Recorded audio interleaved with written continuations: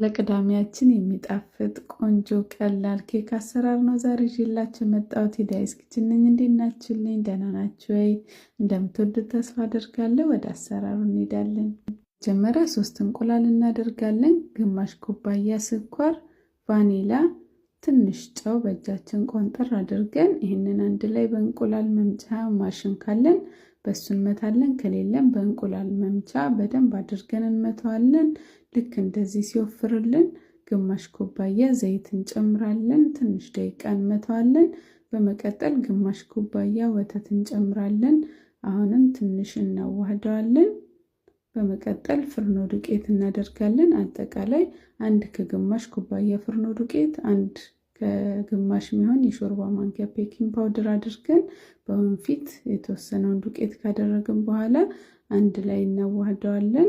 የቀረውን ዱቄት ጨምረን አሁንም እንቀላቅለዋለን። ዱቄታችንን ከጨምረን በኋላ ቀስ አድርገን ማዋሃድ ነው ያለብን። ረጅም ሰዓትም መምታት የለብንም።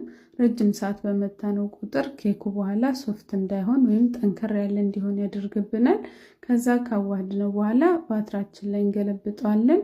ባትራውን መጀመሪያ ዘይት ቀብቼ ዱቄት ነስንሽበታለሁ እንዳይዝ።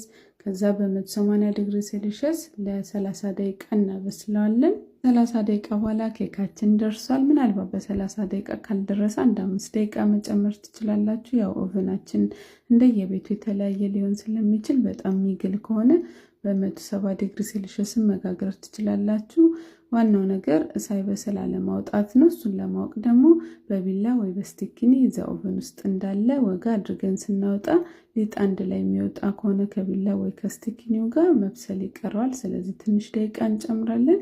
ብዙ ጊዜ ከላይ ኩፍ ብሎ ቀልቶ ውስጡ ሳይበስል ስናወጣው ከወጣ በኋላ ውርድ ይልብናል ኬኩ። ስለዚህ መብሰሉን ማረጋገጥ አለብን። እንደምታዩት በጣም ሶፍት ነው። በጣም ነው የሚጣፍጠው። እናንተም ሰርታችሁ ሞክሩት።